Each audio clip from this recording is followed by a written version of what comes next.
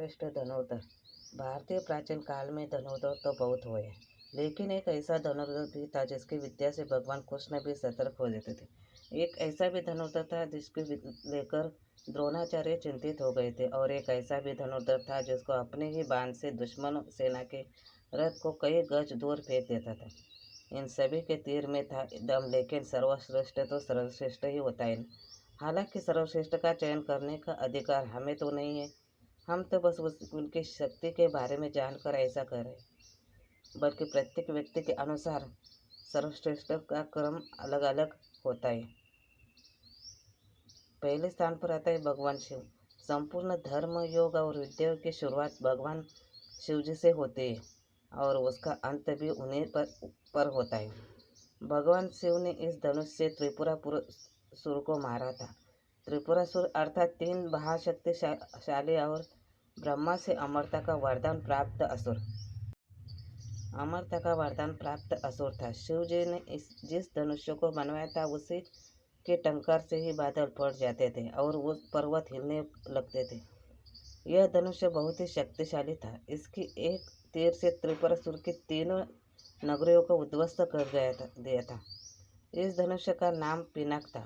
देवी और देवताओं के काल की समाप्ति के बाद इस धनुष्य को देवराज को सौंपा दिया गया था। उल्लेखनीय यह है कि राजा दक्ष के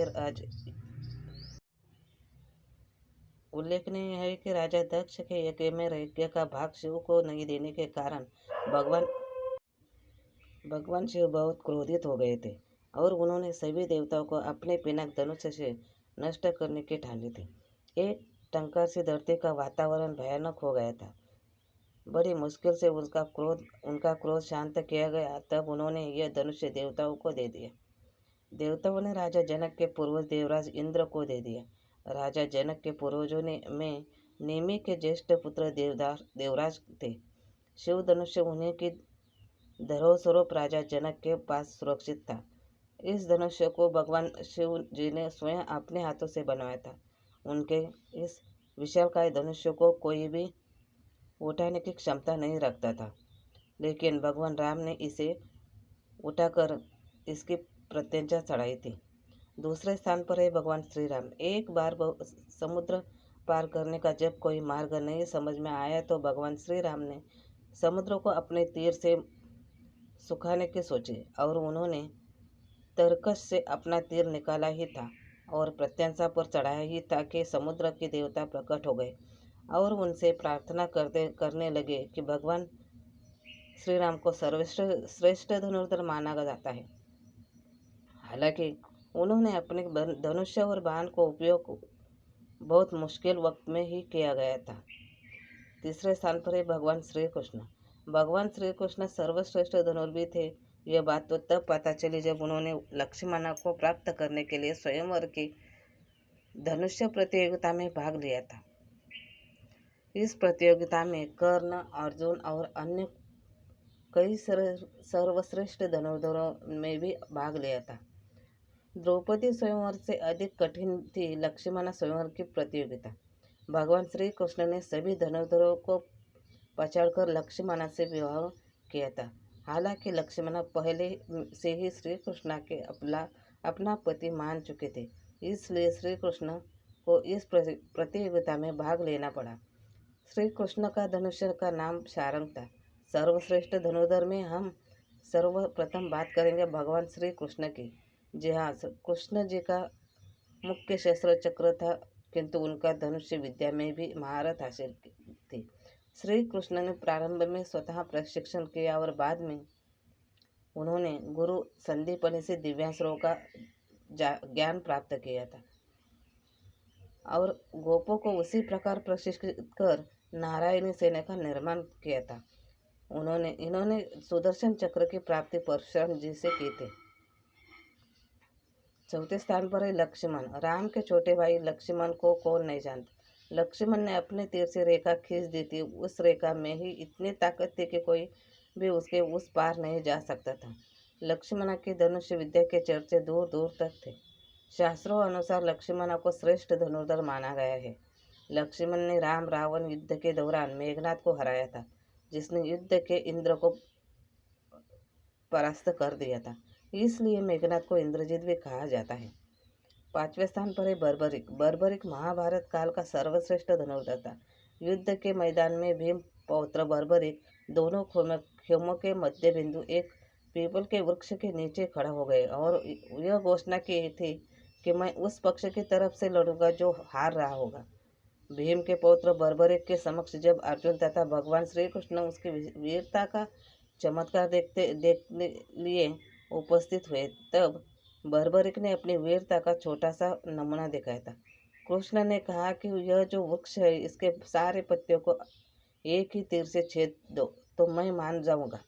बर्बरिक ने आज्ञा लेकर तीर को वृक्ष की ओर छेड़ दिया। जब तीर एक एक कर सारे पत्तों को छेदता रहा, तब उसी दौरान एक पत्ता टूट कर नीचे गिर पड़ा। श्री कृष्ण जी ने उस पत्ते पर यह सोचकर पैर रख उसे छुपाया लिया कि इसे छेद से बचा जाएगा, लेकिन सभी पत्तों को छेदता हुआ वह तीर कृष्ण के पैरों के पास आकर रुक गया।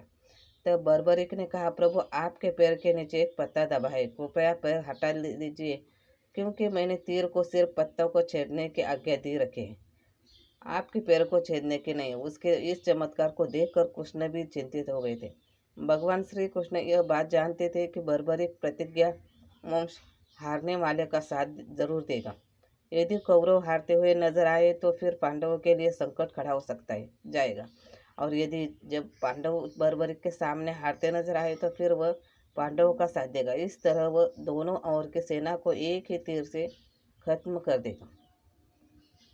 6ठे स्थान पर आते कर्ण। कर्ण वैसे तो महाभारत काल में सैकड़ों योद्धा हुए हैं, लेकिन कहते हैं कि युद्ध में कर्ण जैसा कोई धनुर्धर नहीं था। कवच और कुंडल नहीं उतारते तो कर्ण को मारना असंभव था। कर्ण के मुख्य अस्त्र शस्त्र गदा, तलवार और धनुष थे। कर्ण को दिव्यास्त्र ब्रह्मास्त्र का भी ज्ञान था। कर्ण इतना वीर योद्धा थे कि उन्होंने विजय यात्रा में मगध से लेकर पूरे भारत के सभी वीरों को पराजित किया था। जब महाभारत में अर्जुन और कर्ण का युद्ध हुआ तो जब कर्ण का बाण अर्जुन के रथ के पास आता तो अर्जुन का रथ उसकी शक्ति से पीछे हट जाता था। कर्ण के गुरु परशुराम जी थे। कर्ण के अर्जुन और एकलव्य श्रेष्ठ धनुर्धर होने का प्रमाण यह है कि कर्ण के तीर की इतनी ताकत थी कि जब वे तीर चलाते थे और उनका तीर अर्जुन के रथ पर लग जाता था और वो रथ पीछे कुछ दूरी तक खिसक जाता था। कृष्ण अर्जुन से कहते हैं कि जिस रथ पर मैं और हनुमान विराजमान हैं उसके इस तरह पीछे धकेले जाने से पता चलता है कि कर्ण के धनुर्विद्या में बहुत बल है। 7वें स्थान पर है एकलव्य। गुरु द्रोणाचार्य जी की मूर्ति बनाकर मूर्ति के समक्ष एकलव्य ने धनुष्य विद्या सीखे थे। गुरु द्रोणाचार्य जी को जब इस बात का पता चला कि एकलव्य अर्जुन से भी श्रेष्ठ धनुष बाण चलाना सीख गया है तो उन्होंने एकलव्य से पूछा कि तुमने ये विद्या कहाँ से सीखी। इस पर एकलव्य ने कहा, गुरुवर मैंने आपको ही गुरु मानकर आपकी मूर्ति के समक्ष ये विद्या को हासिल किया है। इस बात पर द्रोणाचार्य जी ने कहा कि तब तो हम गुरु दक्षिणा से हकदार है। एकलव्य ये सुनकर प्रसन्न हो गया और कहने लगा कि मांगिए गुरुदेव, क्या चाहिए। द्रोणाचार्य जी ने कहा कि तुम जिस हाथ से प्रत्यंचा चढ़ाते हो उससे मुझे उस हाथ का अंगूठा चाहिए। अर्जुन को दिए हुए वचन की रक्षा के लिए उन्होंने एकलव्य से उसका अंगूठा मांग लिया था। 8वें स्थान पर आते हैं अर्जुन।